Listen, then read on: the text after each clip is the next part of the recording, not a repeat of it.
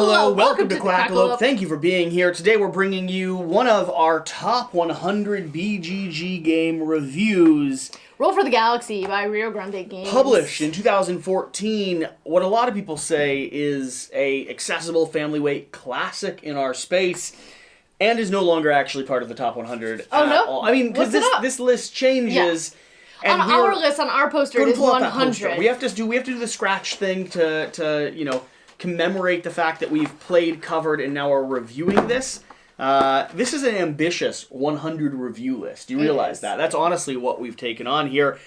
Roll for the Galaxy is currently sitting at rank 103, and it's strategy number 94. So this has been pushed down a little bit over the past few years. I'd be curious to see where it used to be at. But either way, let me establish what this game is. To start with, this is going to be an iteration on Race for the Galaxy, another card-laying, tableau-building style game. In this game, you're going to be doing your very best to start growing your population, exploring different planets, turning those planets into produce that you can then sell for more population and or victory points. It's the little dice cubes. I like it. Which you can then sell for more planets and or population. The crux of the game is going to be rolling behind your screen and using your little action board here to select what locations you're going to be assigning your dice to. Always getting a wild one to assign to the top row that could activate any of these productions, and then the bottom ones have to match up with the area that you're selecting. These are going to trigger a column up here in the top for everyone playing the game, meaning that in a single turn, you could produce, ship, potentially generate resources, go explore, but you're only selecting one of those multitude of actions. Now, the game is best played with 3 or 4 players. You are hoping that other people are going to trigger some of the actions that you need. Yeah. In a 2-player game, there's a random dice that's being rolled to trigger one randomly, but there's no strategy involved. If you've played Ares Expedition, Terraforming Mars Ares Expedition, there's a lot of similarities between them. I'm not 100% on this. I think Terraforming Mars Ares Expedition is potentially an iteration on the concept of the Roll for the Galaxy. You're choosing phases in that as well. I know it's an iteration on a type of game that is choosing phases and building a tableau. I'm not sure which one specifically. But the crux of this game, the main element of this game is going to be this big bag of exploration tiles that you're going to get. You're going to slowly add those to your board and either choose to colonize them or develop them, to produce them. These are going to be technology and planets that you can explore. They'll go down here into your grid, and as you build out, you're going to be expanding the amount of dice you get, how much income you get, how much you can produce, how much you can ship, driving towards endgame. Endgame is going to trigger one of 2 ways. You are either going to exhaust the amount of points in the point pool, which for a 2-player game is 24. Every player adds some more points. Or you're going to get 12 squares into your tableau. You start out with 3. You start out with your home colony and 1 extra, and those are the endgame triggers. And that's the game. So let's tell you about the format of our Top 100 review series. First off, we're going through everything in the Top 100, so make sure you hit the subscribe button and hang out for the journey.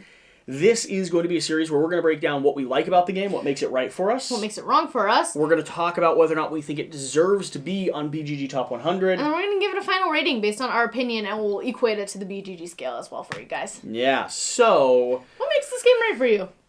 Man, this is fun tableau building, and honestly, the click-clack of dice rolling, it's very satisfying. That just feels good. It's very similar to me to the click-clack of Rolling Heights. Yeah. Which is a game that's not out yet. I love the tableau building. I like the powers and abilities. I like that you have a different system going on every single game. This game, I concentrated on shipping and producing goods. You concentrated more on just building out your world. Yep. And both of them are actually legitimate strategies that you can go for in the game. Or you can do a combination of them both. I love the click-clacking of the dice. And it's a pretty easy teach and easy to get up and running. It is super accessible. I also like the interplay here on the action selection. Now, 2-player is not my preferred player count. I want to be able to kind of be reading other people's minds and having a little bit more strategy. Even just looking over and saying, like, oh, they have a bunch of tiles here, they're going to probably be triggering this action. In a 2-player game, you actually drive endgame and trigger a thing by rolling a random die, which activates one of those columns. It could be good for you, but in our case, sometimes it could also screw you. Just not helpful. It could just not be helpful. I like the artwork. I like the theme. There's a lot to this game that I think is really lovely, especially for something that I consider older in our genre. It reminds me a little bit of Terraforming Mars artwork. It does. I do like it. I like it more than Terraforming Mars artwork, to be fair, but there needs to be more flavor text across the board. Yes. That's about what makes it right for me. I'm trying to think. It's just good, accessible tableau building. I mean, the biggest thing that makes this right for me is the fact that this is, once you know it, an insanely easy game to table, teach, and retable. And the time it takes. Like, we did a gameplay in 30 minutes. It says 45 minutes, 2 to 5 players. I would be perfectly happy sitting down right away and replaying a game. I mean, this is... Exactly. There's a lot of lovely going on here. That being said, when we talk about what's wrong for us, could you hand me that over there? The rulebook. So we're talking about how easy and accessible this game is. This game, no, the iconography is fine, honestly. There's a lot of it. You have to get it up and running, but even just looking at the player aid, the screen it gives you. I actually really appreciate that they give us this player aid screen. I appreciate that they give it to you, but do you see how much symbols and symbology and iconography there is? So here's what I'm getting to. This game is so easy. It needs a reprint of the rulebook. We could do a teach on this game in maybe 90 seconds. Yeah. But the way they try to teach you this is so flat, is so devoid of help.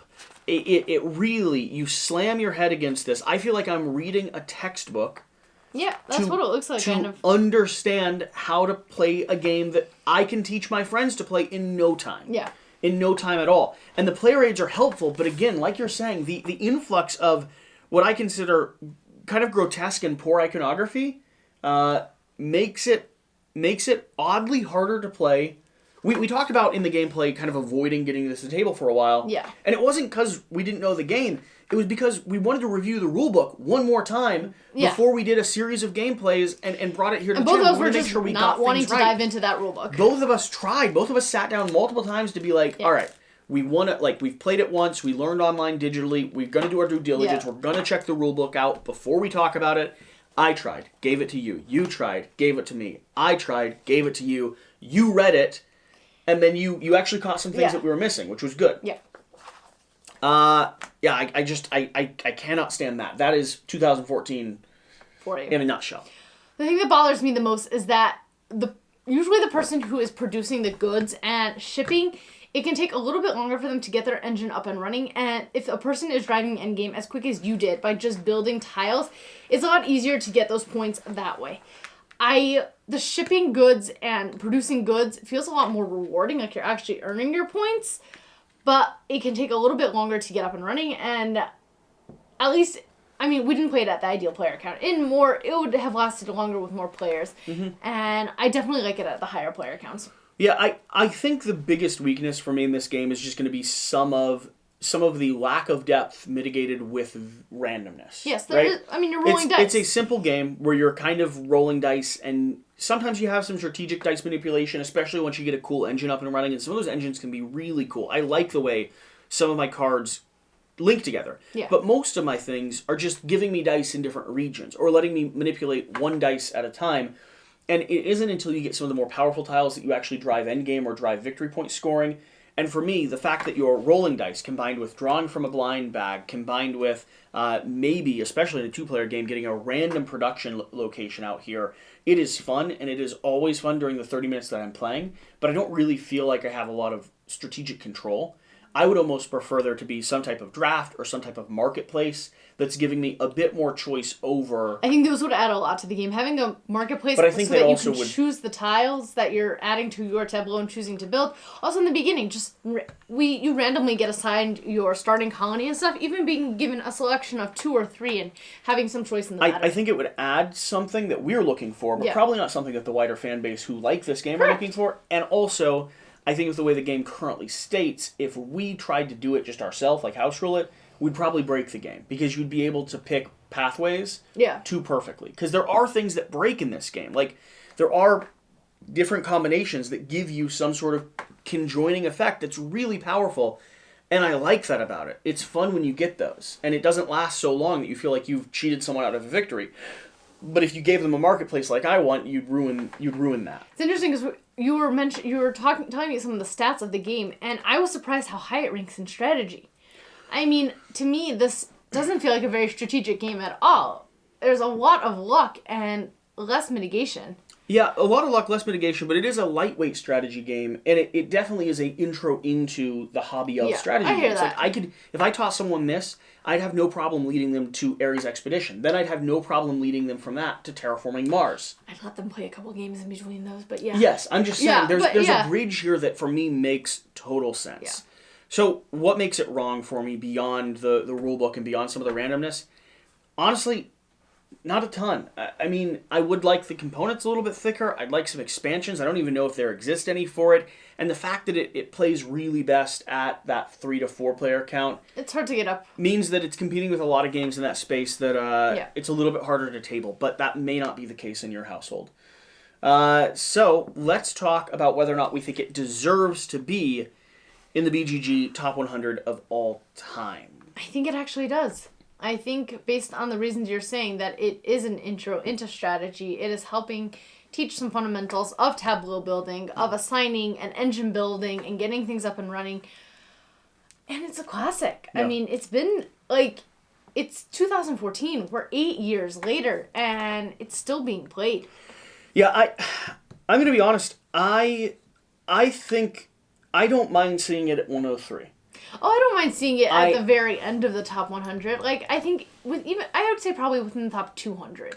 Yeah, I think this is great. I honestly think this one might slip into my personal top 100. If I build and make that list, I think it is a really lovely game. That what we've seen with a lot of these at the back end of top 100 games is they've really been great intros into the hobby. There's been a lot of games from Isle of Cats to Patchwork. There's been a lot of titles that set the foundation for great game experiences. Codenames. This is right there with that. That's a dog collar shaking underneath the table. I like Roll for the Galaxy a lot. I don't know that it's in the wrong spot. I am a little sad that it's no longer on the top 100. I think it kind of owned its spot right there at 100. Yeah.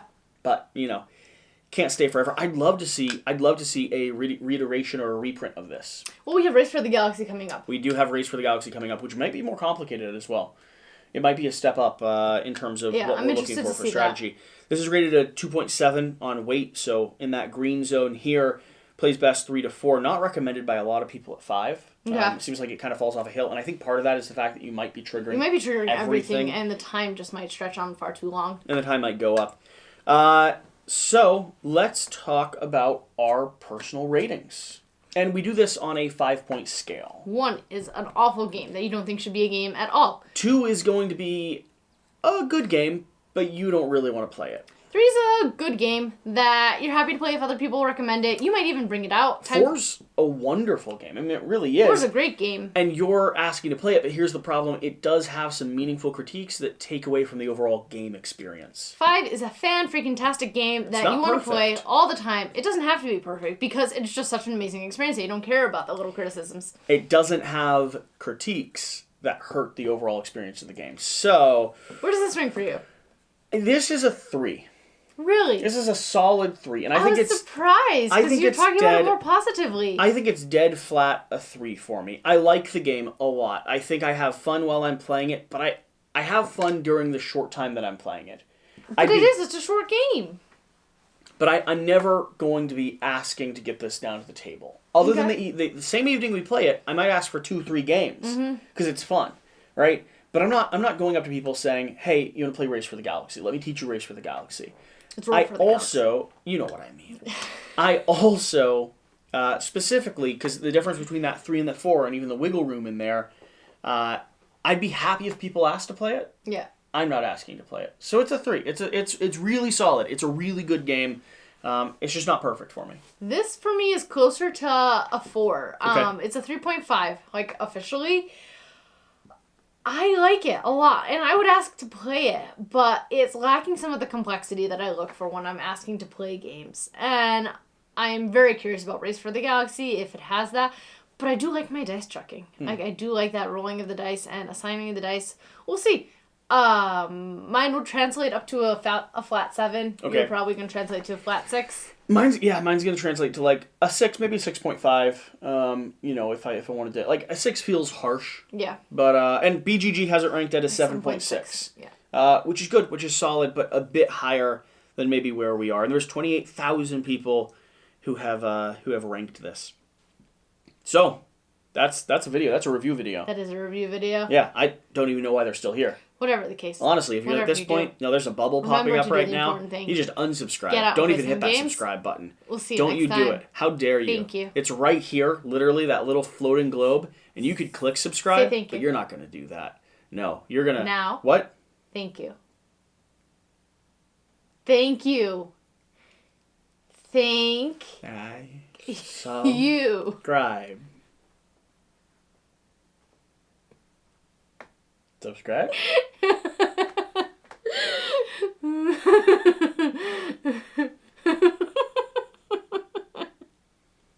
Sub? Thank you. Subscribe.